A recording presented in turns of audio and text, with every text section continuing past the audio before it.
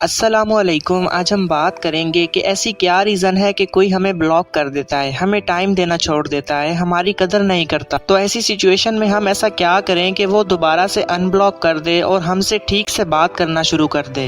कहते हैं कि किसी की खामोशी किसी के कुछ बुरा भला कहने से भी ज्यादा पेनफुल होती है। अगर हमें कोई कुछ बुरा बोल देता है तो हमें इतना ज्यादा पेन नहीं महसूस होता, लेकिन जब अगर कोई मुकम्मल खामोश हो जाता है तो हमारे माइंड में डिफरेंट तरह की सोचें आना शुरू हो जाती हैं कि पता नहीं वो मेरे से बात क्यों नहीं कर रहा, पता नहीं वो क्या सोच रहा होगा। तो जब हमें कोई साइलेंट ट्रीट करता है तो हमें डिफरेंट तरह की सिचुएशन को डील करना पड़ता है। तो वीडियो को आपने सुनना है गौर से, सारी बातों को समझना है, क्योंकि हम बातों को समझते नहीं है, इंसानी नफ्सियात को नहीं समझते, जिसकी वजह से हमें डिफरेंट तरह की प्रॉब्लम्स फेस करनी पड़ती हैं। फिर हम कहते हैं कि ऐसा हो गया वैसा हो गया। तो आप चीजों को समझकर कोई भी स्टेप उठाएं। सबसे पहले हम बात करेंगे कि कोई हमें ब्लॉक क्यों कर देता है, फिर हम बात करेंगे कि जब वो ब्लॉक करे तो उस टाइम हमें क्या करना चाहिए, और थर्ड पे हम बात करेंगे कि वो अनब्लॉक कब करेगा। तो चलें शुरू करते हैं। तो सबसे पहले तो ये चीज नोट करें कि जिसने आपको ब्लॉक किया है उसकी नेचर कैसी है। जब तक आपको किसी की नेचर का पता नहीं लगेगा ना,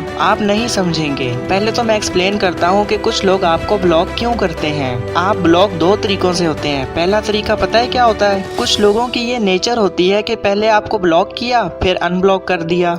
किसी ने आपको एक दफा ब्लॉक किया तो 2 या 3 दिन बाद फिर अनब्लॉक कर दिया। इस टाइप की कुछ लोगों की नेचर होती है। या 2-3 घंटे के लिए ब्लॉक कर देना, तो ये वाला सीन भी होता है। तो इसके पीछे रीजन क्या है मैं आपको समझाता हूँ। डिफरेंट रीजन हो सकते हैं। सबसे पहला रीजन ये होता है कि इस तरह के जो लोग हैं वो आपको डरा रहे होते हैं कि वो आपको ब्लॉक कर देंगे और फिर दोबारा उनका ही दिल नहीं लगता या उनको सोच आती है तो वो आपको अनब्लॉक कर देते हैं। तो वो डरा रहे होते हैं। इस सिचुएशन के अंदर आप जितना ज्यादा डरेंगे उतना ज्यादा वो आपको डराएंगे, उतना ज्यादा आप कमजोर पड़ते जाएंगे। तो पहली ये सिचुएशन है कि वो आपको डरा रहे होते हैं। तो आपने ये समझना है कि वो वाकई आपको डरा रहे हैं या क्या चक्कर है। और सेकंड चीज, रिसर्चेस के अकॉर्डिंग जब कोई हमें ब्लॉक कर देता है तो इसका मतलब ये होता है कि कोई बात कोई चीज उसके ऑपोजिट हुई है। आपने कुछ ऐसा किया है जो उसकी मर्जी के ऑपोजिट थी और वो उस बात से हर्ट हुआ है। और जब कोई चीज हमारी मर्जी के खिलाफ होती है तब हमारे इमोशंस बहुत हाई हो जाते हैं। तो कुछ ना कुछ तो ऐसा हुआ है जिसकी वजह से उसके इमोशंस बहुत हाई हो गए हैं और उसने आपको ब्लॉक कर दिया है।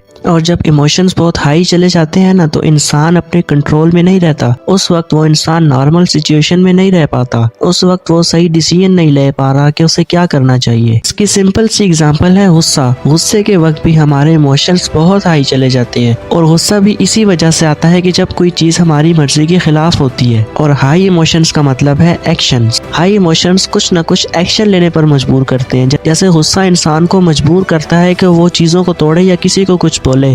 गुस्से के बाद क्या कोई हमें अच्छा लगता है? नहीं ना। इसी तरह जब आप अभी उसको टेक्स्ट करोगे, उसकी मिन्नतें करोगे, उससे कहोगे कि मेरे से बातें कर लो, वो आपसे बात नहीं करना चाहेगा। इस वक्त आपको थोड़ा स्पेस लेने की जरूरत है। आप स्पेस नहीं देंगे, उसके पीछे जाएंगे, वो कभी नहीं अनब्लॉक करने वाला। जितना आप उसे चेस करेंगे उसके इमोशंस उतने ही हाई जाएंगे। अगर तो वो आपको डराते हैं या गुस्से की वजह से ब्लॉक करते हैं तो याद रखिएगा, डरना नहीं है, मिन्नतें नहीं करनी, पाँव नहीं पड़ना। ऐसे फील करवाओ कि जैसे कुछ हुआ ही नहीं है। बार बार उनसे कांटेक्ट करने की जरूरत नहीं है, ये याद रखिएगा। अब आते हैं उन लोगों के ऊपर जो आपको फुल टाइम ब्लॉक कर देते हैं। जिन्होंने आपको ब्लॉक किया, अनब्लॉक करने का नाम ही नहीं है। सिंपल वे के अंदर वो आपसे तंग है। वो लोग आपको अपनी जिंदगी से निकालना चाहते हैं, ठीक है, जो बिटर ट्रुथ है। जो आपको अनब्लॉक कर ही नहीं रहे, बस एक दफा कर दिया है ब्लॉक, तो सिंपल उनका एक मैसेज है, एक ही सिग्नल है आपके लिए कि वो आपको छोड़ना चाहते हैं, ठीक है। अब देखो ऐसी सिचुएशन में आप पता है गलती क्या करते हो, इसमें भी और पहली वाली कंडीशन में भी। आप उनको मोटिवेट करने की कोशिश करते हो। आप उनसे डिफरेंट तरह से कांटेक्ट करने की कोशिश करते हो। उनकी फैमिली के थ्रू, उनके फ्रेंड्स के थ्रू, कहीं ना कहीं से आप कांटेक्ट कर रहे होते हो। और इन कांटेक्ट्स में आप उनको एक्सप्लेन करते हो कि यार ऐसा नहीं है वैसा है। आप उनको मोटिवेट करते हो, माफिया मांगते हो, एक्सेट्रा एक्सेट्रा, डिफरेंट चीजें। और इसका रिजल्ट आपको नहीं मिलता। वो और ज्यादा आपसे तंग होते हैं, वो और ज्यादा आपसे दूर जाते हैं। देखें, ये इज्जत, एहसास, मोहब्बत, कदर ऐसी चीजें हैं जो आप बोलकर किसी से नहीं ले सकते, क्योंकि इंसान के अंदर एक अना होती है। अगर आप किसी भी रैंडम इंसान को ये बोलें कि ये काम कर दो, वो कहेगा क्यों भाई, मैं क्यों करूं?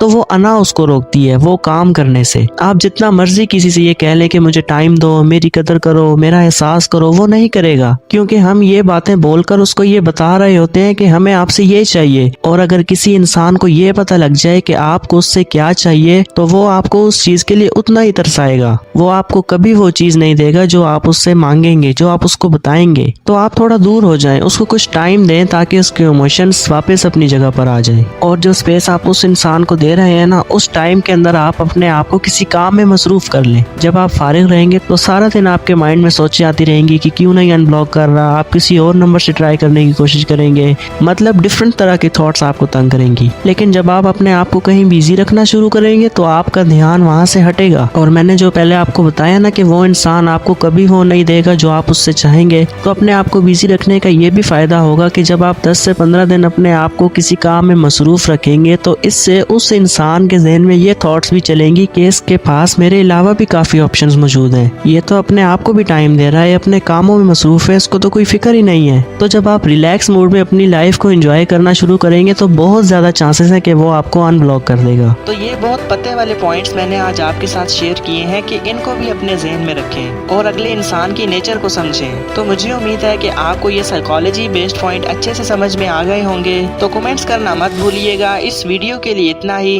मिलते हैं नेक्स्ट वीडियो में। अल्लाह हाफिज।